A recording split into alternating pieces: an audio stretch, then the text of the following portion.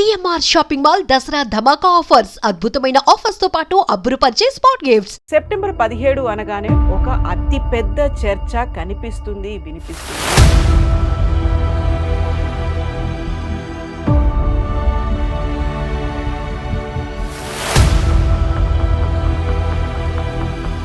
విమోచన దినోత్సవం అంటే హైదరాబాద్ సంస్థానాన్ని మనం భారతదేశంలో కలపడం మాత్రమే కాదు, అప్పటిదాకా జరిగిన వాటన్నిటి కూడా అకృత్యాలు, అరాచకాలు విమోచనం కలిగింది అనేటువంటి భావన. మీరు దీన్ని ఎట్లా చూస్తున్నారు? విమోచనం అనగానే మనకి హైదరాబాద్లో ఆపరేషన్ పోలో జరిగినప్పుడు నిజాం సరెండర్ చేశారు.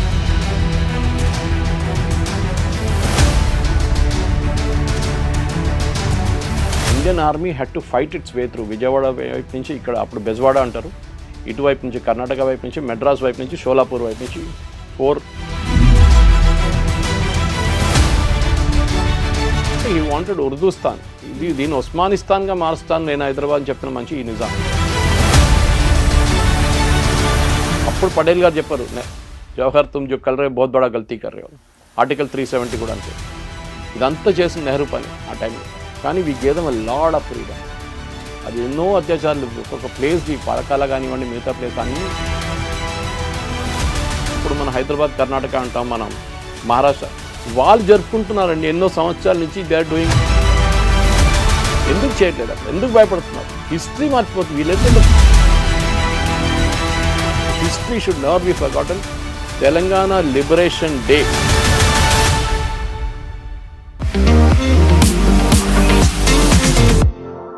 నమస్తే, నేను Kavitha. Welcome to I Dream News and నిజాలు. సెప్టెంబర్ 17 అనగానే ఒక అతి పెద్ద చర్చ కనిపిస్తుంది, వినిపిస్తుంది. అందులోనూ ప్రధానంగా హైదరాబాద్ సంస్థానం భారతదేశంలో విలీనం అయిందా, విమోచనం జరిగిందా, ఇందులో విద్రోహం అనే మాట కూడా ఎందుకని వినిపిస్తోంది? ఎందుకని సెప్టెంబర్ 17ని లిబరేషన్ డేగా మాత్రమే జరుపుకోవాలి అనేటువంటి భావన ఎందుకని పెరుగుతోంది? మనతో పాటుగా ఉన్నారు సీనియర్ జర్నలిస్ట్ సురేష్ కొచ్చాతిల్ గారు.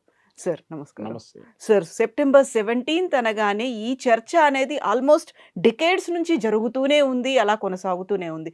సెప్టెంబర్ 17 అంటే ఖచ్చితంగా అది విమోచన దినోత్సవం. అంటే హైదరాబాద్ సంస్థానాన్ని మనం భారతదేశంలో కలపడం మాత్రమే కాదు, అప్పటిదాకా జరిగిన వాటన్నిటి కూడా అకృత్యాలు, అరాచకాలు విమోచనం కలిగింది అనేటువంటి భావన. మీరు దీన్ని ఎట్లా చూస్తున్నారు సార్? విమోచనం అనగానే మనకి హైదరాబాద్లో ఆపరేషన్ పోలో జరిగినప్పుడు నిజాం సరెండర్ చేశారు. Exact words surrender document sign చేసి, జనరల్ ఎద్రూస్, ఆయన he was not a Indian, he had I think Syrian descent and something else, Egyptian descent. Nizam he did ఆయన ఓన్ ఆర్మీని ట్రస్ట్ చేయలేదు ఎప్పుడు. సో సరెండర్ చేశారు parade గ్రౌండ్లో. Surrender ఎప్పుడు చేస్తారు? మీరు ఓడిపోయినప్పుడు సరెండర్ చేస్తారు. మీరు విలీనం చేసినప్పుడు సరెండర్ చేయరు కదా. ఆ ఆపర్చునిటీ ఆగస్ట్ 15 కన్నా ముందు వచ్చింది. ఎందుకంటే నిజాం, అందరూ అనుకుంటున్నారు ఆగస్ట్ 15 డిసైడ్ చేశారు విలీనం కావాలన్నా లేదని. కాదు, 1921 నుంచి ఆయన గొడవ పెట్టాడు, మొదలు పెట్టాడు, నేను భారతదేశంలో కలవను. బ్రిటిష్ వాళ్ళు కూడా చెప్పారు క్లియర్గా, I will not join the Indian union. అప్పుడు కూడా సర్దార్ పటేల్ గారు ఇంత 620 ప్రిన్స్లీ స్టేట్, దాంట్లో 550 పెద్ద స్టేట్స్ అని చెప్పుకోవచ్చు. పెద్ద అంటే మీడియం అండ్ స్మాల్. కానీ 4 స్టేట్స్కే ప్రాబ్లం వచ్చింది. దానికోసం ఈ విలీనం అంటే విలీనం అందరూ అయిపోయారు. మిగతా వాళ్ళు అందరూ సంతకం పెట్టేసి, mister Menon, he was the secretary to Sardar Patel. Sardar Patel గారు ఆలోచించండి ఎంత డీటెయిల్గా జరుగుంటుంది. ఒక సంవత్సరం లోపల, వితిన్ సంవత్సరం కూడా దొరకలేదు వాళ్ళకి time. British parliament resolution pass చేసిన తర్వాత బహుశా 6 నెలలు ఎంత ఉండే అంతే, క్లెమెంట్ అట్లీ గవర్నమెంట్ టైంలో. ఆ టైంలో పాస్ ఓవర్ చేసి అన్నీ ఒక్కొక్క సంస్థానానికి వెళ్ళి స్టేట్తో కూర్చి వాళ్ళు రాజు, చిన్న చిన్న రాజులు, ఒకటి మన శ్రీనగర్ కాలనీ సైజు ఉంటుంది ఒకటి అంతే, వాడు రాజు, అక్కడది రాజు. నేను రాను అంటే ఏం చేస్తారు? అక్కడ ఒక పాకిస్తాన్ వచ్చేస్తుంది అడమిట్లో భారతదేశం లోపల. సో ఇట్లా అందరి దగ్గర సంతకం తీసుకొని 4 రాష్ట్రాలే మిగిలింది. టెక్నికలీ స్టేట్స్ అంటారు దాన్ని. అప్పుడు కూడా కంట్రీ అని రికగ్నైజ్ చేయలేదు మనం. ట్రావెన్కోర్ ఒకటి, Junagadh, Kashmir and Hyderabad.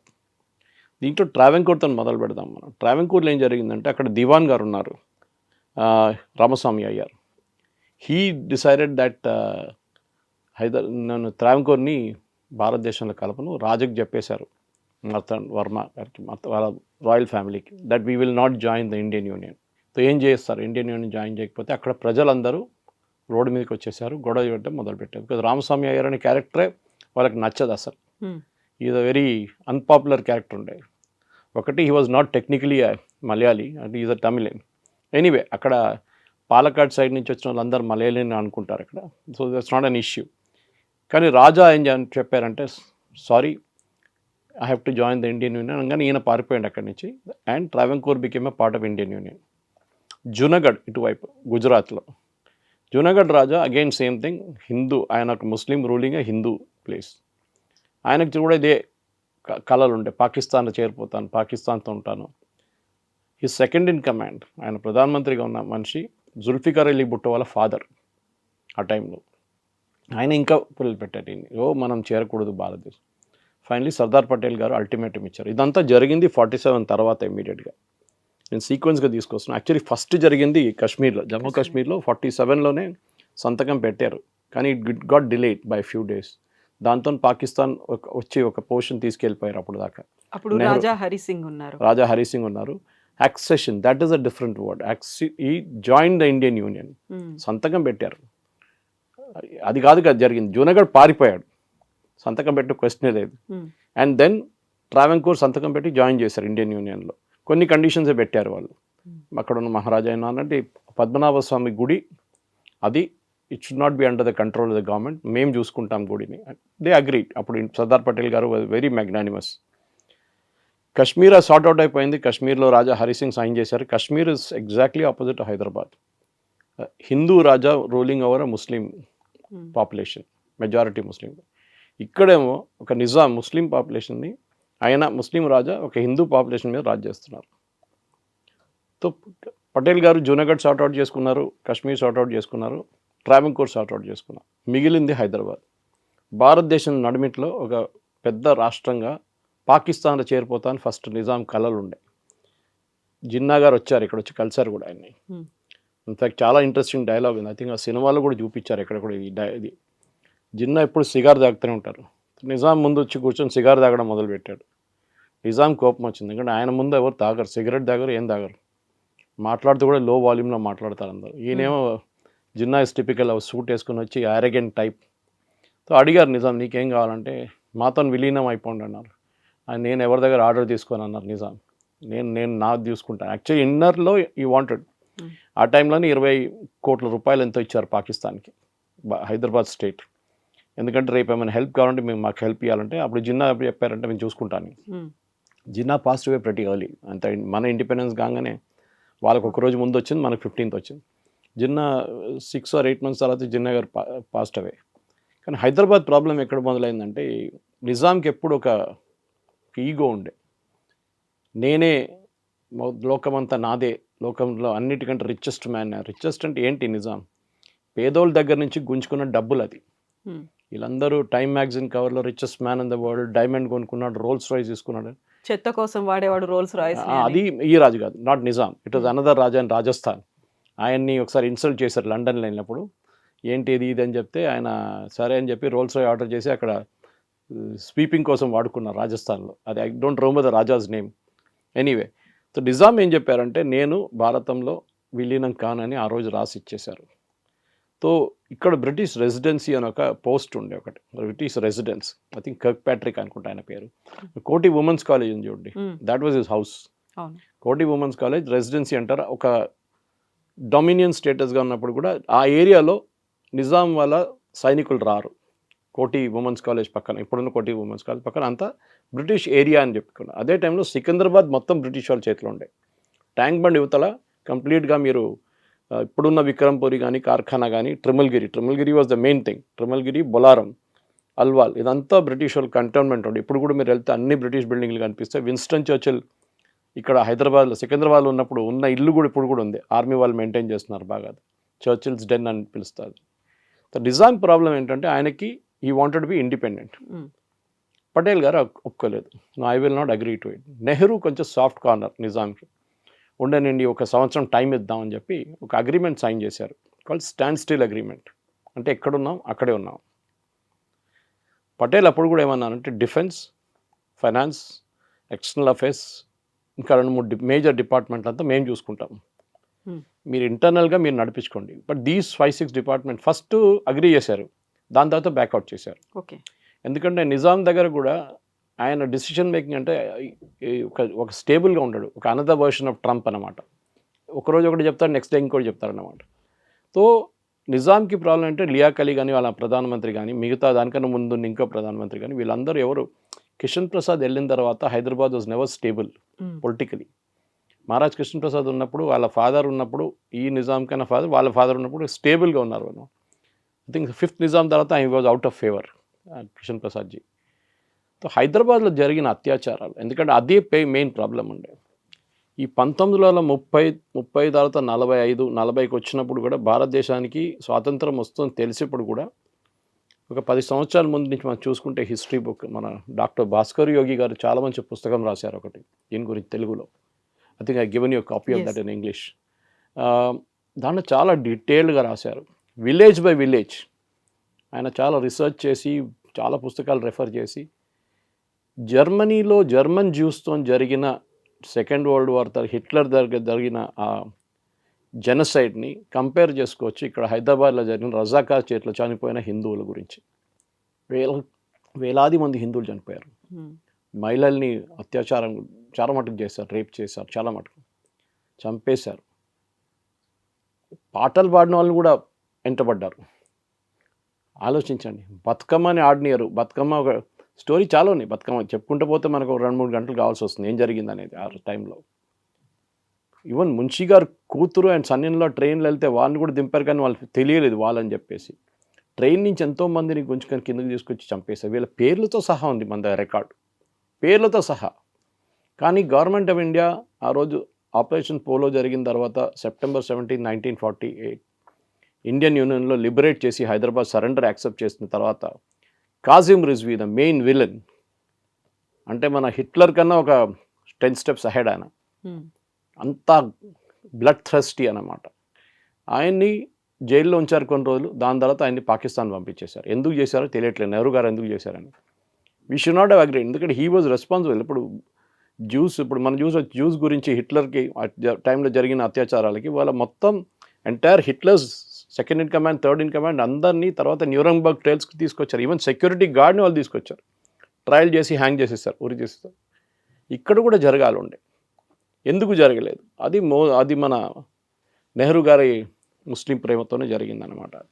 Anyway it's a separate story. కానీ హైదరాబాద్లో జరిగిన అత్యాచారాల గురించి ఇక్కడ ఉన్న పిల్లలకి తెలియాలి. ఇప్పుడు పరేడ్ గ్రౌండ్లో ఒక ఎగ్జిబిషన్ పెట్టారు, చాలామంది పిల్లలు వస్తున్నారు, బస్సులో వచ్చి చూసి వెళ్ళిపోతున్నారు.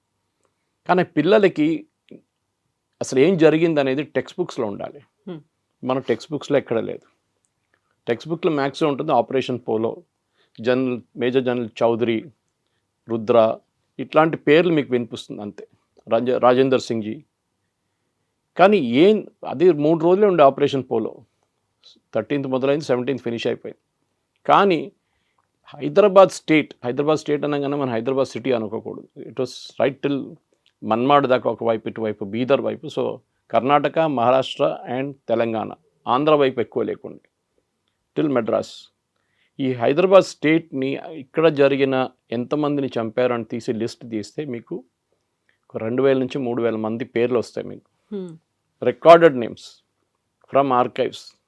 వాళ్ళ ఫ్యామిలీస్ ఇప్పుడు కూడా మనకు తెలుసు ఏమేమి అత్యాచారాలు జరిగినాయి, ఎంతమందిని ఒకటేసారి చెట్టుకు వేలాడదీశారు, ఉరి తీశారు. అట్లాంటి చాలా ఇన్స్టెన్సెస్ ఉన్నాయి. మీరు చెప్పుకుంటూ పోతే పెద్ద పెద్ద స్టోరీస్ ఉన్నాయి దాని మీద. కానీ చాలా ఇంపార్టెంట్ ఏంటంటే అది మర్చిపోకూడదు ఎప్పుడు ఏం జరిగింది అనేది. Why did it happy? ఎందుకంటే నిజాంకి ఒక ఫోబియా ఏంటంటే, నేను హిందూ పాపులేషన్ మెజారిటీ ఉన్నారు కదా, నేను ముస్లిమ్స్ని తీసుకొస్తే ఇక్కడ ముస్లిం స్టేట్ అయిపోతుందని. ఆఫ్ఘాన్స్ని తీసుకొచ్చాడు, పష్టూన్స్ని తీసుకొచ్చాడు, బీహార్ యూపీ నుంచి, అప్పుడు బీహార్ యూపీ లేదనుకోండి, నార్త్ ఇండియా నుంచి ముస్లిమ్స్ తెచ్చుకున్నారు. వాళ్ళకి కాంట్రాక్ట్ ఇచ్చేసారు, మీరు ఏమైనా చేసుకోండి, ఇక్కడ అది చేసుకోండి, బిజినెస్ చేసుకోండి అని చెప్పి. ఎందుకు ఆఖరికి ఆయన పర్సనల్ బాడీ గార్డ్స్ కూడా ఆఫ్రికా నుంచి తెచ్చుకున్నారు. ఆఫ్రికన్ క్యావెలరీ గార్డ్స్ అంటారు, ఏసీ గార్డ్స్. మాసప్ ట్యాంక్ పక్కన AC guard, that is where they use to stay originally, African cavalry guards. అంత భయం ఉండే ఆయనకి, ఒక ఫోబియా ఉండే. ఆయన మీద బాంబ్ దాడి చేశారు కింగ్ కోటి దగ్గర, మనకు అందరికి తెలుసా స్టోరీ. కానీ దాంట్లో హీ ఎస్కేప్డ్. నిజాం చేసిన అత్యాచారాలు, ఎందుకంటే ఆయన కాజిం రిజ్వీ మీద వేయడం కాదు. సో మీరు ఫైనల్ అనాలిసిస్లో అడగొచ్చు, ఇది విలీనమా విమోచనమే. ఎందుకంటే Indian army had to fight it's way through. Vijayawada వైపు నుంచి, ఇక్కడ అప్పుడు బెజవాడ అంటారు, ఇటువైపు నుంచి కర్ణాటక వైపు నుంచి, మెడ్రాస్ వైపు నుంచి, షోలాపూర్ వైపు నుంచి 4 లింక్స్ ఆఫ్ ఇండియన్ ఆర్మీ వచ్చారనమాట. లాస్ట్ పరేడ్ గ్రౌండ్లో కలిశారు అందరు కలిసి. సో హైదరాబాద్లో స్టేట్లో జరిగిన అత్యాచారాల గురించి ఒక డీటెయిల్గా ఎంక్వైరీ జరగాల్సి ఉంటే ఇప్పుడు జరగలేదు. చాలామంది ఇప్పుడు ఎవరు లేరు అనుకోండి, ఆ జనరేషన్లో ఎవరు లేరు ఇప్పుడు, కానీ ఉన్నారు చాలామంది. దాశరథి పోయిటరీ ఆ టైంలో ఎంత బ్యూటిఫుల్ పోయిటరీ రాశారంటే తెలుగులో, భాస్కర్ గారి పుస్తకాలు ఉన్నాయి అదంతా. సో ఈ పిల్లలకి, ఇప్పుడున్న పిల్లలకి ఈ స్టోరీ చెప్పాలండి కవిత గారు. It is very very important. మన ఇండిపెండెన్స్ మూవ్మెంట్లో కూడా చూడండి, అహోం రాజుల గురించి ఎక్కడ ఒక మెన్షన్ లేదు. 800 సంవత్సరాలు అస్సాంలో కాలు పెట్టిన ముగల్స్ని అహోం రాజులు. ఇక్కడ రాణి అబ్బక్క ఉల్లాల్ మ్యాంగ్లూర్ దగ్గర మొత్తం 3000 మంది పోర్చుగీస్ని చంపినారు. ఎక్కడ ఆమె మెన్షన్ లేదు. ఇది మన హిస్టరీ. ఎవరు రాశారు మన హిస్టరీ? ఇర్ఫాన్ హబీబు, రొమీలా థాపర్ లాంటి వాళ్ళు లెఫ్టిస్ట్. ఇక్కడ కూడా లెఫ్టిస్ట్. ఎందుకంటే ఆంధ్ర మహాసభ గురించి ఇక్కడ మన అందరికి తెలుసు. హైదరాబాద్ స్టేట్లో ఆ టైంలో స్వామి రామానంద తీర్థ కాంగ్రెస్ చీఫ్గా ఉండి ఆయన చేసిన పోరాటాలు చాలా ఉన్నాయి. కానీ ఇక్కడ అందరికన్నా దుర్మార్గం పనిచేస్తున్న కమ్యూనిస్ట్ వాళ్ళు రష్యాకి వెళ్ళారు ఆ టైంలో. ఇక్కడ నడుస్తున్న గొడవకి తెలిసిపోయింది వాళ్ళకి, ఇప్పుడు భారతదేశానికి స్వాతంత్రం వచ్చేస్తుంది, హైదరాబాద్ విలీనం అయిపోతుంది, మనం ఏం చేయాలి, మన రోల్ ఏమైపోతుందని స్టాలిన్ వెళ్ళి కలిశారు రష్యాలో. మన దగ్గర నుంచి ఒక డెలిగేషన్ వెళ్ళింది అక్కడికి. స్టాలిన్ ఒక మ్యాప్ తీసి, అప్పుడున్న హైదరాబాద్ స్టేట్ మ్యాప్ తీసి, ఇక్కడ నుంచి నాకు సీ రూట్ చూపించండి అని చెప్పారు. సముద్రం ఎక్కడ ఉంది? సముద్రం లేకుండా ఏ దేశం బతకలేరు. నేపాల్ పరిస్థితి చూస్తున్నాం కదా ఇప్పుడు. సముద్రం కావాల్సిందే, ఎందుకంటే అక్కడి నుంచి మనకు యాక్సెస్ ఉంటుంది, అన్ని షిప్స్ వస్తుంది, మిగతా అన్నీ వస్తుంది. లేదని చెప్పారు. దాంతో నేనేం చేయను చెప్పేసి ఆయన రిజెక్ట్ చేశారు. కానీ మన వాళ్ళు తిరిగి వచ్చి స్టాలిన్ చాలా హ్యాపీ ఉన్నారని చెప్పారు. కానీ వాళ్ళు అక్కడి నుంచి ఒక స్టేట్మెంట్ ఇష్యూ చేశారు, స్టాలిన్ హజ్ రిజెక్టెడ్ హైదరాబాద్స్. వీళ్ళేమనుకున్నారు, రష్యన్స్ హెల్ప్ తీసుకొని రష్యన్ టెరిటరీని భారతదేశంలో క్రియేట్ చేద్దామని చెప్పి, కమ్యూనిస్ట్ క్యూబా లాంటి, ఇప్పుడున్న నార్త్ కొరియా లాంటి ఒక దేశం తయారు చేద్దాం భారతదేశం నడిమిట్లో, ఒక కమ్యూనిస్ట్ హార్ట్లాండ్. నిజాం ఏమో ఇస్లామిక్ అంటున్నారు, ఈయనేమో కమ్యూనిస్ట్ అంటున్నారు. నిజాం ప్రాబ్లం ఏంటంటే ఆయన క్యాలిఫేట్ క్లెయిమ్ చేస్తున్నారు. ఆల్రెడీ టర్కిష్ క్యాలిఫేట్ పోయింది ఆ టైంకి. సో ఒక లీడర్ అది ముస్లిం వరల్డ్ అని చెప్పి నేను అయిపోతాను అనుకున్నారు ఆయన, కానీ ఆయనకు కాలేదు. ఇప్పుడు చాలామంది అంటారు నిజాం రైల్వే ట్రాక్లు కట్టారు, కాయిన్స్ ఇంట్రొడ్యూస్ చేశారు, మింట్ కాంపౌండ్ దగ్గర ఎలక్ట్రిసిటీ స్టేషన్ పెట్టారు. కరెక్టే, ఎవరి కోసం పెట్టారు? ఎవరి కోసం? ఎవరు డబ్బులు? చాలా మట్టుకు మీరు చూస్తే బ్రిటిష్ వాళ్ళతో చేపించారు ఇదంతా. ఇప్పుడు బొలారం రైల్వే స్టేషన్ ఉంది, చాలామంది అడుగుతారు బొలారం పేరు ఎట్లా వచ్చిందని. అప్పుడు రైల్వే ట్రాక్ ఎత్తుకుని పోతున్న వాళ్ళని, వాళ్ళు చాలా హెవీ ఉంటుంది కదా, మెషిన్ ఏం లేదు ఆ టైంలో, ఎత్తుకెళ్ళాలి రైల్వే ట్రాక్, పెద్ద పెద్ద పట్రీలు, బోలోరామ్ అంటారు వాళ్ళు. సో అట్లా చెప్పుకుంటే అది బొలారం అయిపోయింది అక్కడ. సో అట్లాంటి చాలా స్టోరీస్ ఉన్నాయి.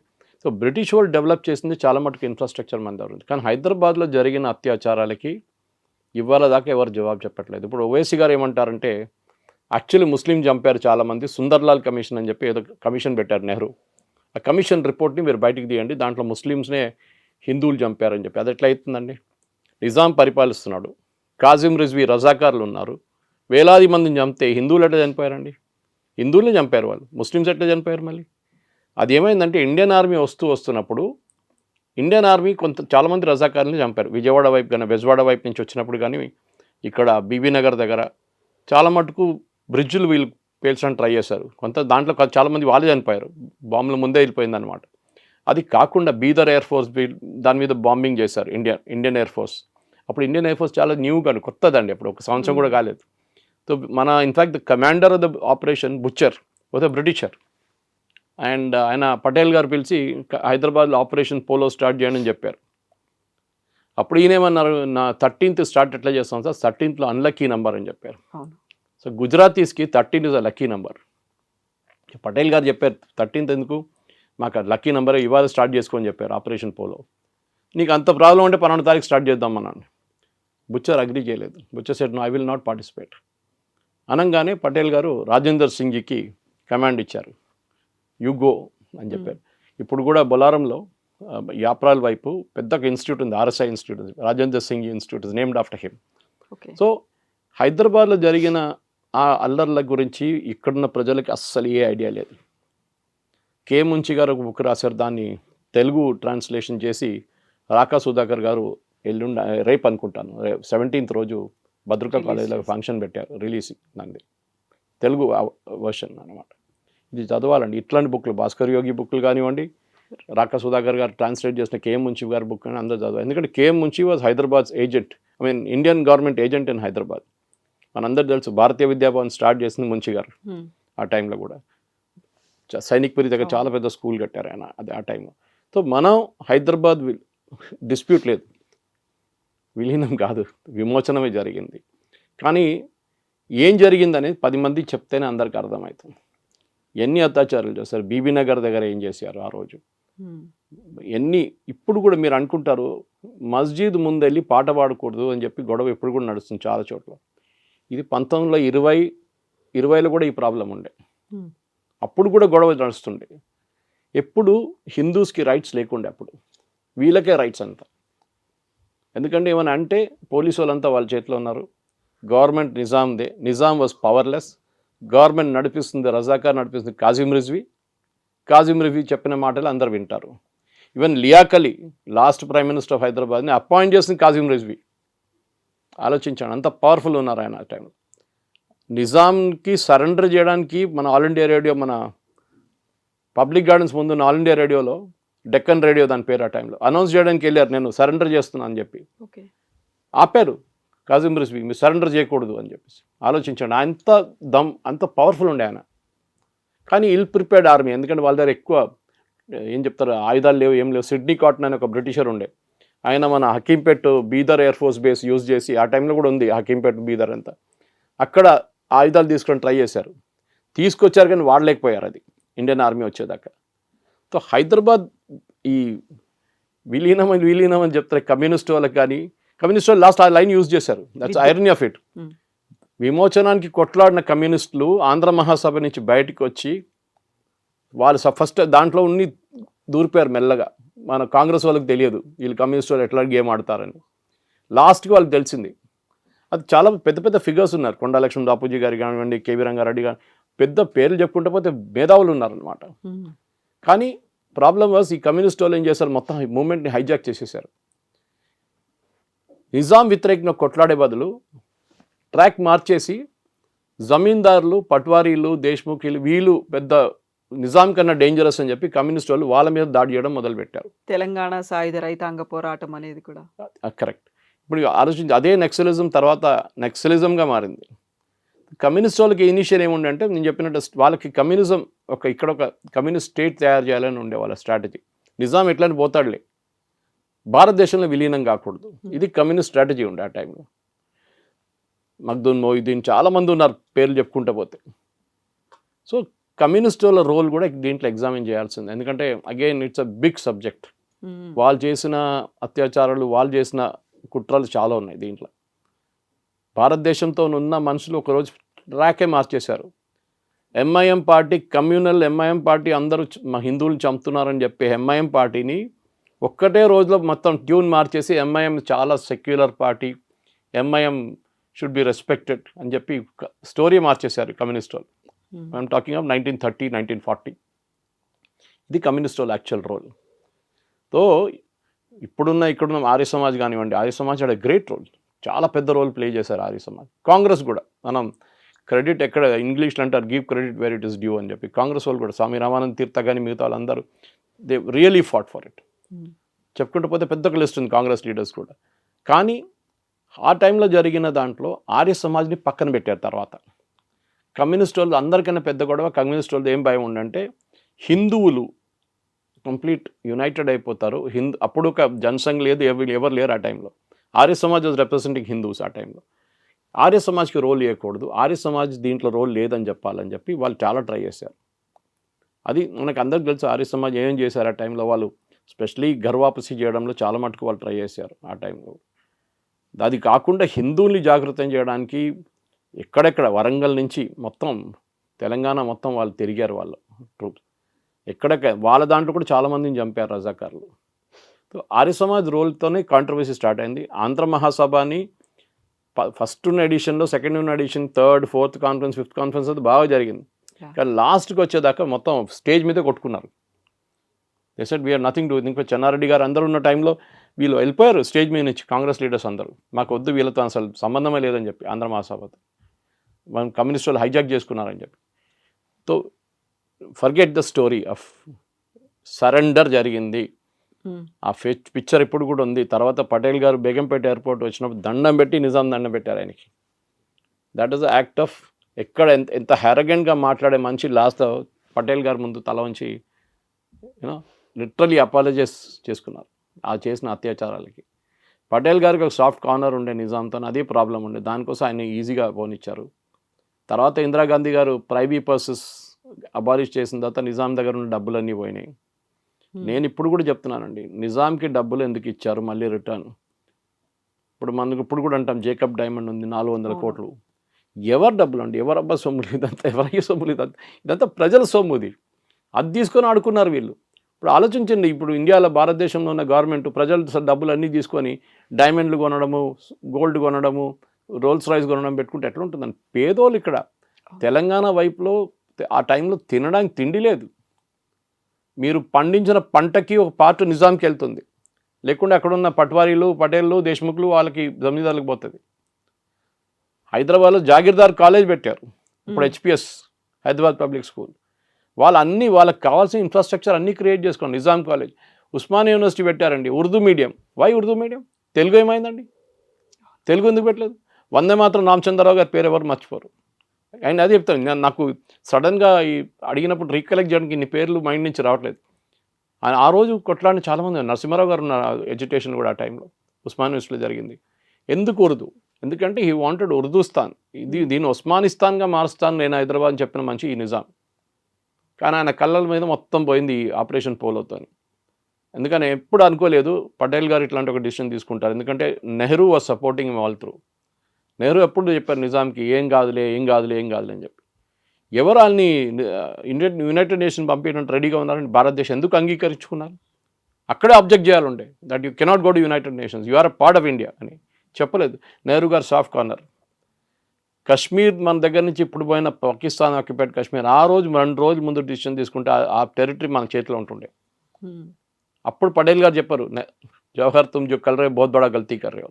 ఆర్టికల్ 370 కూడా అంతే. ఇదంతా చేసిన నెహ్రూ పని ఆ టైంలో. హైదరాబాద్ ఈజీగా మీరు 48 దాకా వెయిట్ చేయక్కర్లేదు, 47లోనే మనకు వచ్చేస్తుండే. చాలామంది చంపిన వాళ్ళు, వీళ్ళు రజాకాలు చంపిన చాలామంది బతుకుంటుంటాయి ఆ టైంలో. కానీ we gave them a lot of freedom. అది ఎన్నో అత్యాచారాలు ఒక్కొక్క ప్లేస్ది, పరకాల కానివ్వండి, మిగతా ప్లేస్లు అన్నీ, దాన్ని ఇప్పుడున్న పిల్లల్ని తీసుకెళ్ళి అక్కడ తీసుకెళ్ళి చూపించాలండి. తెలంగాణలో ఈ స్కూల్లో పిల్లల్ని తీసుకెళ్ళండి, వాళ్ళకి చూపించండి ఇక్కడ జరిగింది, చెట్టు మీద ఎంతమందిని ఎక్కించారని చెప్పేసి, ఎంతోమందిని ఊరేసి అక్కడ చంపారు అనేది. అది కదా, that history is not known today.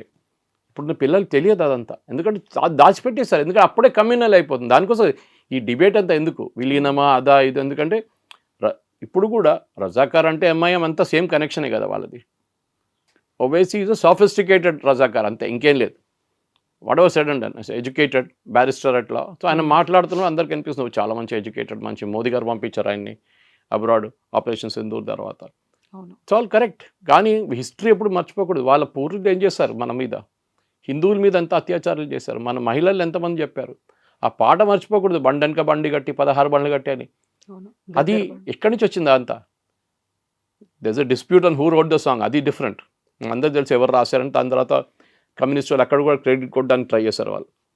So అప్పుడున్న అరెగెన్స్ కోసం, అప్పుడున్న మీరు ఇది కేరళలో చూడండి, అక్కడ జరగలేదు. ఇది తమిళనాడులో మీరు విన్నారు, అక్కడ లేదు ఈ ప్రాబ్లం. ఇది ఉన్నది తెలంగాణ రీజన్, అంటే బేసిక్లీ మన ఓల్డ్ హైదరాబాద్ స్టేట్. ఇప్పుడు మన హైదరాబాద్ కర్ణాటక అంటాం, మనం మహారాష్ట్ర.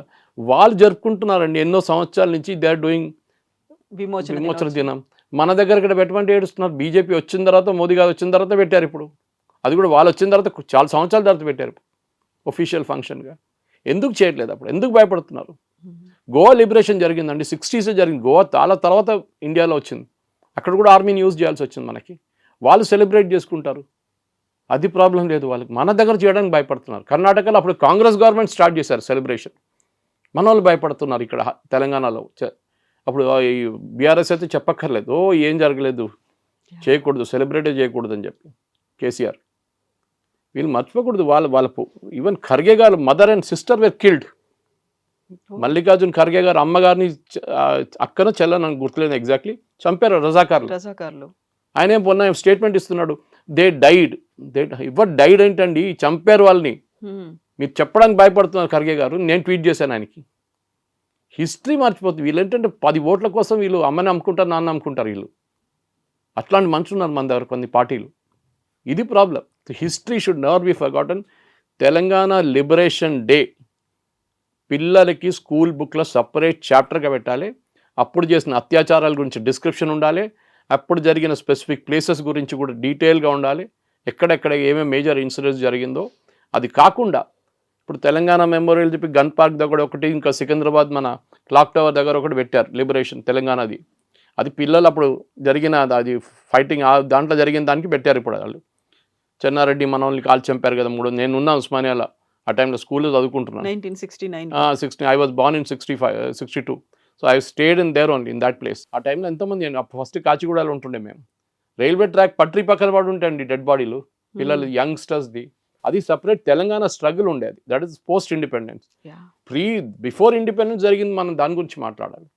అదేలాగా తెలంగాణ హైదరాబాద్ నడిమిట్లో ఎక్కడైనా పెట్టండి, ఇందిరా పార్క్ అయినా పెట్టండి, లేకుంటే సిటీ నడిమిట్లో ఎక్కడ పెద్ద ప్లాగ్ పెట్టి తెలంగాణ విమోచనం కోసం ఆ టైంలో కొట్లాడిన వాళ్ళు, ఆ టైంలో చనిపోయిన వాళ్ళు అందరి పేర్లు పెట్టాలండి. ఎక్కడో పల్లెటూరులో కాదు, అక్కడ పెట్టండి, కరెక్టే, నోపురాలు. సిటీ లోపల కూడా ఉండాలి, పెద్ద మెమోరియల్ ఉండాలి ఒకటి. There everybody's name. ఇప్పుడు మనం మార్టేస్ మెమోరియల్ అని చెప్పి ఆర్మీ వాళ్ళది పెట్టేది ఢిల్లీలో, అట్లనే same thing should be done here because they were also martyrs. Hyderabad కోసం పేర్లు ఎన్ని ఉన్నాయండి అట్లాంటివి. చాలామంది తుపాకీలు తీసుకొచ్చి ఎక్కడి నుంచో రేడియో స్టేషన్ స్టార్ట్ చేశారు మన వాళ్ళు. ఎక్కడి నుంచో స్మగుల్ చేసుకొచ్చి రేడియో స్టేషన్ పెట్టి దాని నుంచి బ్రాడ్కాస్టింగ్ మొదలుపెట్టారు. ఎందుకంటే ఇక్కడ డక్కన్ రేడియో అని ఉండే ఒకటి, అప్పుడు షోయబుల్లా ఖాన్ని చంపారు సిటీలో, మన అందరూ తెలుసు. హి వాజ్ ద ఫేమస్ జర్నలిస్ట్. చేయి కోసేశారంట 2 చేతులు రోడ్డు మీద. ఆ జమరుద్ టాకీస్లో ఈ కాసిం రిజ్వీ ఇచ్చిన స్పీచ్ తర్వాత జరిగింది అది. ఎందుకంటే అప్పుడున్న పత్రికలు అన్నీ నిజాం జిందాబాద్. అప్పుడు ఉర్దూ పత్రికలన్నీ ఒకటో 2 ఇంగ్లీష్ పత్రికలు, మన డెక్కన్ క్రానికల్ ఉండే టైంలో ఒకటో 2 హిందీ ఉండే. వాళ్ళు ఒకటే జిందాబాద్ వాడలేదు, కానీ వాళ్ళని బంద్ చేసి పడేశాడు Nizam. Nizam is responsible for. ఆయన ఆ టైంలో ఆయన కూడా ట్రయల్లో పెట్టాలి ఉండే, కానీ పటేల్ గారికి ఏదో సాఫ్ట్ కార్నర్ ఉండే, పోనీలే ముసలోడు ఏం చేసుకుంటాడని చెప్పేసి. కానీ దే రియలీ సిటీ అప్పుడు జరిగిన కన్వర్షన్స్, కవిత గారు, మొత్తం అప్పుడు హరిజన్స్ అంటారు, ఇప్పుడు మన పదం వాడట్లేదు, దళిత్స్ అంటాం మనం. దళిత్స్ని కన్వర్ట్ చేశారు వీళ్ళు. వాళ్ళు ఫోర్స్ కత్తి పెట్టి ఇప్పుడే మార్చుకొని రిలీజన్ అని చెప్పి మార్చారు చాలా మటుకు. సినిమాలు తీశారు అక్కడిక్కడ, మన గూడు నారాయణ రెడ్డి గారు, రజాకార్ తీశారు, కానీ the entire story was not told in that. చెప్పారు చాలా మటుకు, దాంట్లో చాలా కట్స్ చేసేసారు సెన్సార్ బోర్డు వాళ్ళు. కానీ జరిగిన అత్యాచారాలకి government of India should publish a complete record. ఎవరు జరిగింది, ఎవరు ఏం చేశారని చెప్పి చాలా పుస్తకాలు ఉన్నాయి. ఇప్పుడు చెప్పినట్లు ముంచి గారి బుక్ ఉంది, మన భాస్కర్ యోగి గారి బుక్ ఉంది. అన్నీ తీసి చాలా మటుకు research paper state archive library తార్నాకాలో ఉంది, అక్కడ తీసుకొని డీటెయిల్ తీసుకొని మొత్తం ఒక కన్సైజ్ కంపెండియం 5-6 సంవత్సరాలు తీసుకోండి. It should be publish so that పిల్లలకి కూడా చెప్పాలి ఇది ఏం జరిగింది ఆ రోజు. That should be very very clear. Complete record చేసి, ఇన్ఫాక్ట్ నేను చెప్పినట్లు ఆ మార్టర్స్ కూడా వాళ్ళ పేర్లు కూడా సిటీలో ఎక్కడో ఒక చోట్ల పెట్టాల్సింది. అది అందరిది ఆల్మోస్ట్ ఐ థింక్ 2000-3000 నేమ్స్ వచ్చేస్తుంది దాంట్లో చనిపోయిన వాళ్ళది. అదంతా అక్కడ పెట్టాల్సింది. Yes sir, thank you so much sir. Thank you. And don't forget to subscribe to iDream. And for more videos, Please subscribe to iDream. Please subscribe to iDream. Please subscribe iDream. And please subscribe to iDream. For more videos, subscribe to iDream. please like, share and subscribe to the channel. Congratulations, iDream. Subscribe to iDream. Subscribe to iDream. So subscribe to iDream Media. iDream ki iDream team andarki huge congratulations. Please subscribe iDream Media. Please subscribe to iDream. Subscribe iDream. Please subscribe to iDream. iDream అంటే నా కళల ఛానల్ను subscribe చేసుకున్న నోరు తిరుగుతలేదు, మీరైతే గంట గుర్తు కొట్టండి. For more such videos, please subscribe to iDream. Subscribe to iDream. Please subscribe to iDream. Please subscribe iDream Media. Please do subscribe to iDream. Please subscribe to iDream Media. For best entertainment and information, please subscribe I dream.